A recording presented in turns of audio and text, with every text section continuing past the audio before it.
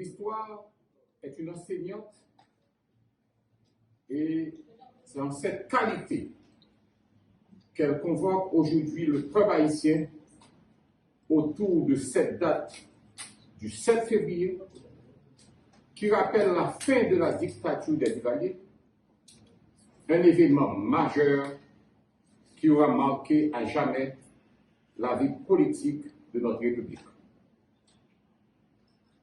L'autorité de l'histoire se construit avec les dates qui permettent aux sociétés humaines de se situer entre le relief du passé et un présent à élargir sans cesse. C'est donc une démarche intellectuelle qui participe à la formation de la conscience de l'homme, toujours dans le besoin constant de saisir le mouvement de son évolution pour se projeter dans l'avenir.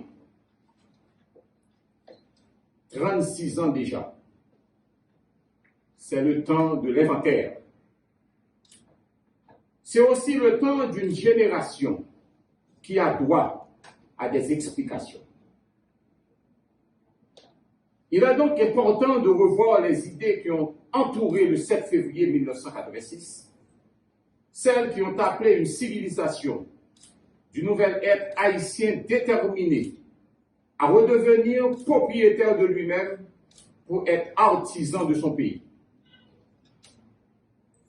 La Constitution du 29 mars 1987 aura été cette œuvre qui annonce le nouveau régime politique que les Haïtiennes et les Haïtiens ont choisi librement pour régler la vie institutionnelle dans leur pays.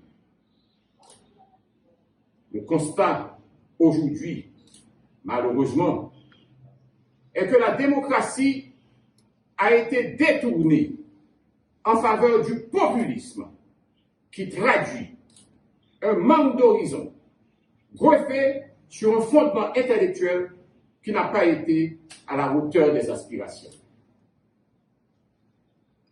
Les conséquences sont telles que notre charte fondamentale en est sortie souillée par des imposteurs qui ont pris toutes les précautions pour empêcher la mise en place des institutions.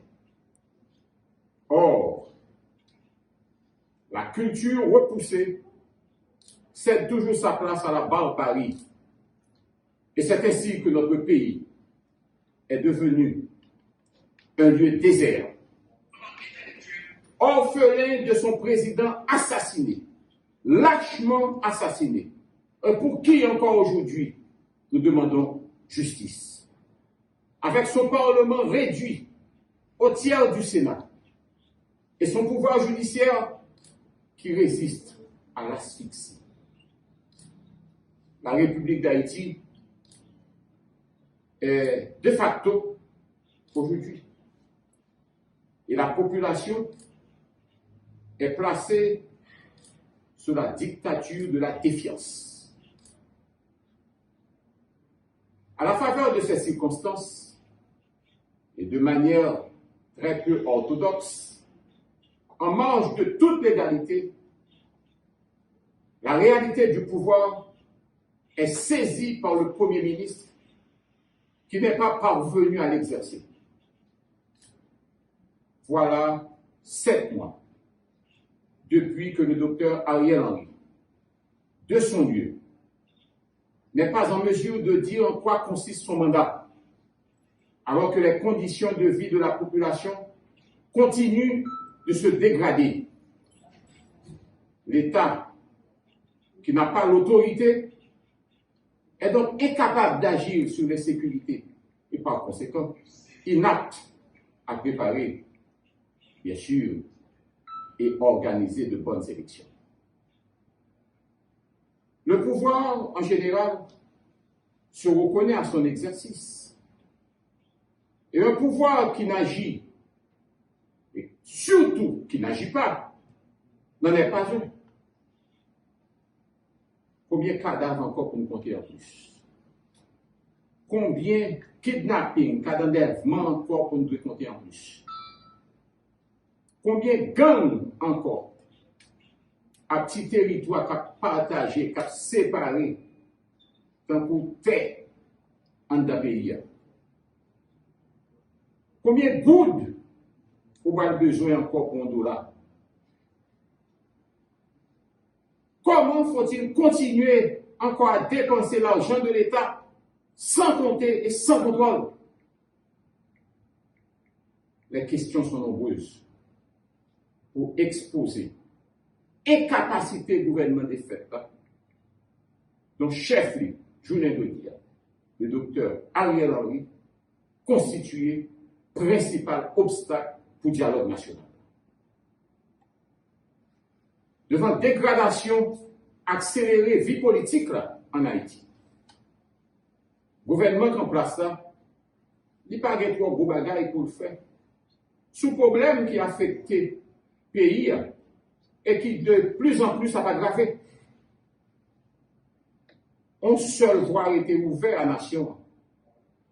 Celle que chacun répète et que certains, malheureusement, hésitent à emprunter.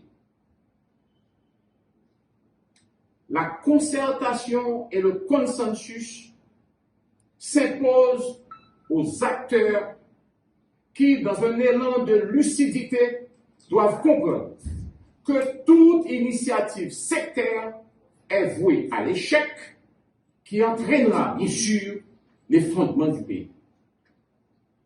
Le compromis, cette fois, doit l'emporter sur les mesquineries répétées qui ont déjà donné les résultats que il paraît nécessaire de retracer l'histoire de ces 36 dernières années pour évaluer la gestion du pays avec les désordres de la mauvaise gouvernance, voir comment elle a été faite et au regard de notre présent, convenir de la nécessité, je dis bien, de la nécessité d'une rupture qui ouvre sur la modernité.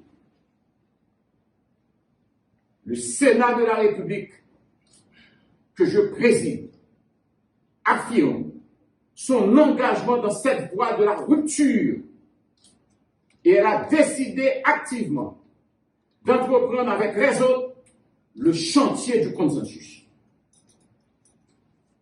Le Sénat annonce pour la fin de cette semaine la tenue d'une grande réunion des différents pôles de la société, tout en souhaitant vivement la participation du Premier ministre Ariel Henry que nous avons invité officiellement. Il n'est pas trop bonheur pour nous voyer beaucoup de compliments à tout secteur qui ont même souhaité les bons offices du Sénat. On gros coquin compliment à évêque, l'Église catholique, en pile leader moral, en pile leader politique, qui croient que eux-mêmes, c'est seulement consensus qui est capable de mener nous sur voie de libération que nous avons souhaité pour le pays. La détérioration de notre société haïtienne est manifeste pour exiger le consensus au lieu de la confrontation stupide. Et je dis bien stupide. Le Sénat réitère sa position ferme qui constatait jeudi à minuit, fin service Premier ministre de fait là, que le tabac à pays et dont rôle les journées jeudi a consisté seulement à liquider les affaires courantes. En ce sens, nous avons demandé au Premier ministre pour ne pas outrepasser limite que la loi à la constitution pays en Bali par rapport à un nouveau statut que le gagne aujourd'hui. Et surtout, pour ne pas aller au-delà de compétences pour engager l'État plus loin, côté l'État de côté.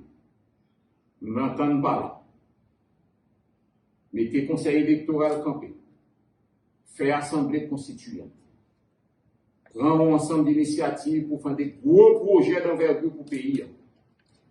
On a dit, Premier ministre, on va les confiner à partir de aujourd'hui à liquider uniquement les affaires courantes.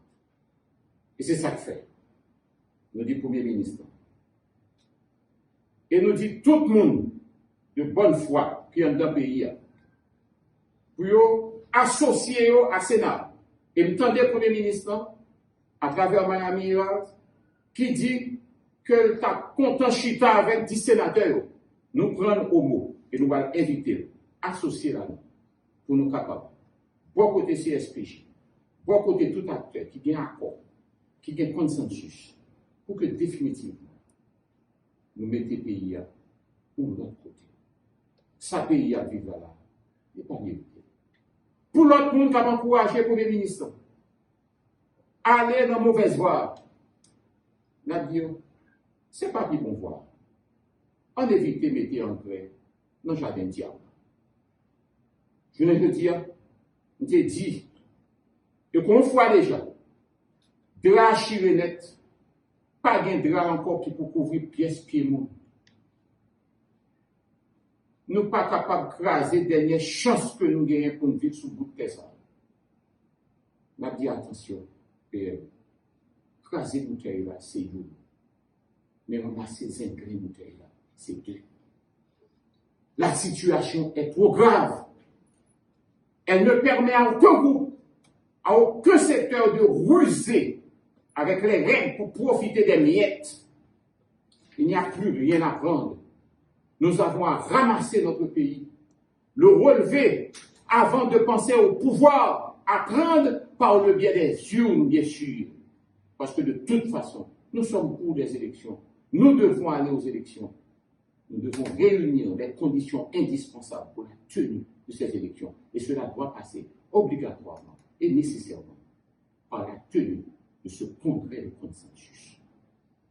Notre réunion, notre congrès de consensus, se propose d'avoir autour de la table les différentes tendances, les différents secteurs de la vie nationale pour dégager un consensus, le consensus vrai, le consensus véritable, qui met un terme à la crise haïtienne, qui nous déshonore et nous avilit. Merci.